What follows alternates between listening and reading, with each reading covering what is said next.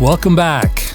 Today's a big day in Synthesizer V world because the latest version 1.11 is in beta, and normally I don't install betas, but this was too good to miss out, and I'm not mid-project on anyway.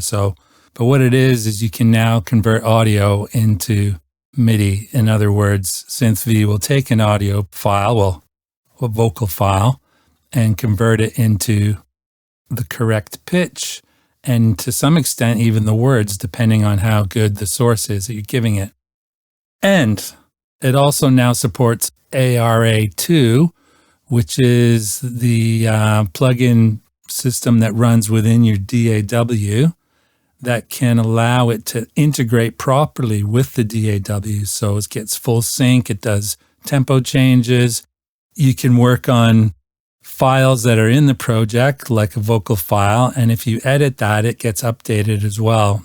And I can't check that at the moment because, weirdly enough, Cubase sees that there's a debugger in the beta and it doesn't like it, so it just ignores it.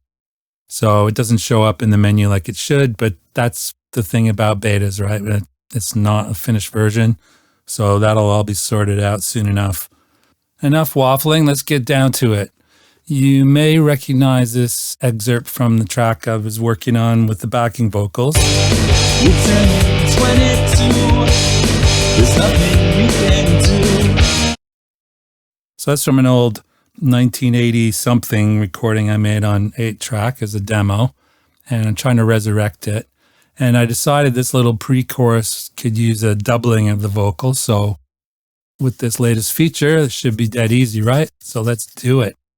First thing I'm going to do is create a new track, and you would think you don't have to, but you do, because otherwise it'll go over top of any other tracks you've already got there, or at least one of them. So I'll leave this as an unnamed track for the moment, and I'll give it a voice, and I may as well use Saros. I've got the beta of that as well. I've got the backing track and the vocal loaded. The vocal, remember, was extracted, so it's actually pretty bad, and that's why I don't like to make things easy for anybody. And this is a classic example of that because it is sounding a bit marbly garbly, right? Here we go. It's 22, there's nothing you can do.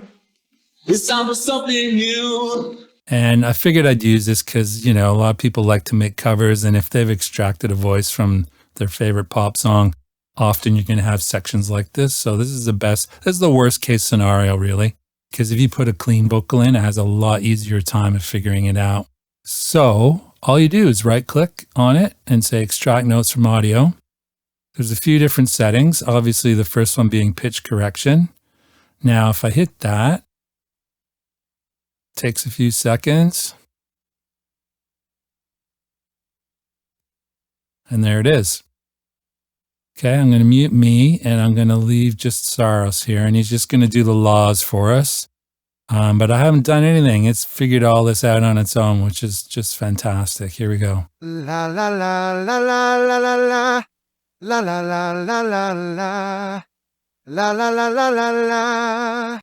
This was the pitched version, which means that it's put it on perfect pitch for all the notes. It's given it automatic AI vibrato. So this is not listening to the recording, my recording of the vocal for the vibrato. It's just doing the usual AI thing because there's no indicators that it's gone to manual.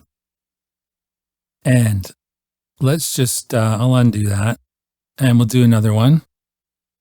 So this time I'm going to use phonetic lyrics transcription.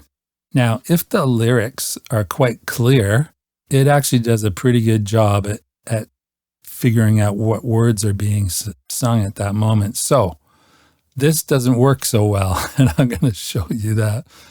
But it doesn't matter because you can always type the words in, right? And this was, to be fair, we started with a pretty awful recording. So here we go. It's 22. Oh, let's turn me off. And Shannon's what it to do. This evening you can do. This almost only you. And in fact, that sounds exactly like what I'm singing on this recording. The weird thing is if you play it with the vocal, you don't really notice the fact that they're singing gibberish because it's just kind of working, right? So let's just drop this down a bit. You're turning 22. There's nothing you can do. It's almost something new. So I would say we get away with that. Okay. Now I'm just going to remove this, delete this track, because I've got 4 that I prepared earlier because I don't want to have to go through them all one by one. So the very first one is the pitch only, and I've put the words in here. So let's run that. You're turning 22. Here, I'll do it without music. You're turning 22. There's nothing you can do. It's time for something new. Okay, not bad. So as we can see, this is the pitch corrected one. All the bars are on exact pitches, and the tuning of the notes and the vibrato, that's all done by the AI. The only thing you do have to watch out for, I noticed, is that on a messy recording like I gave it, sometimes between a word, you'll have a little tiny piece separate. So you just need to take the 2 pieces and merge them together. You know, when you take 2, oh yeah. Oh, here's another thing. When it first generates, it's actually a group, right? So you can see there's a group here. So you have to click on it, double click on it a couple times if you want to start working on them individually.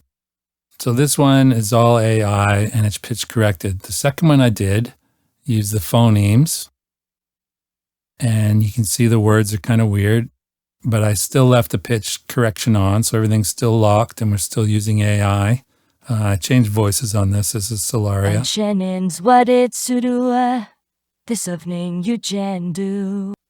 The third one, you notice in the options here, is transfer pitch onto converted notes. So what I've done is I've turned pitch correction off and left that one on. And what you get is, you notice how, you see how the pitch is actually, they're not on the grid, they're off the grid.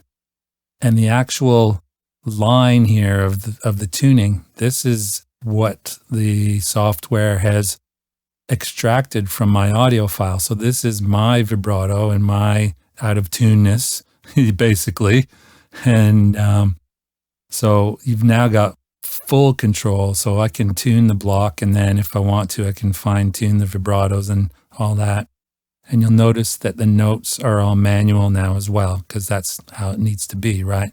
So if I was to select this here, this wacky thing at the end, and go to pitch deviation. Oh, yeah, I can't see it without, there you go. You got to jump into the group.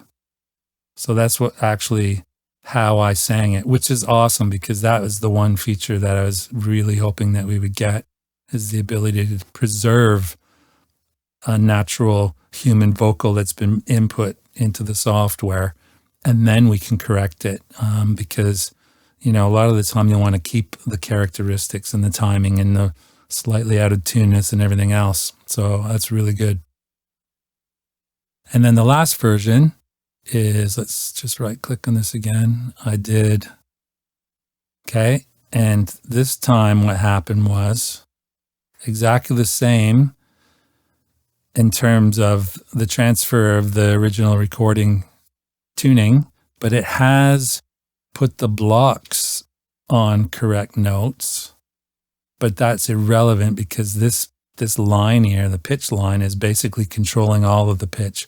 And you can see that here. If you notice, if I flick back to the previous one, these are slightly off the grid, but look where the wiggly line is here. Now, if I flick to the other one, see how the wiggly line stayed in exactly the same place and the blocks moved? So the relationship is gone now, because normally if something's in tune on a block, it's in the middle, but this is dropped below it because unfortunately that's my actual pitch that it's registered. So there's 2 ways to do it. This way, if I grab this now and snap it up there, it's going to put it into pitch and everything's centered, so that's nice. This way, this is au naturel. This is the assumption that I'm not going to change anything, right? Because I don't want to shift the block up because they'll still be out of tune. It's the wiggly line that is determining the pitch, and only the wiggly line.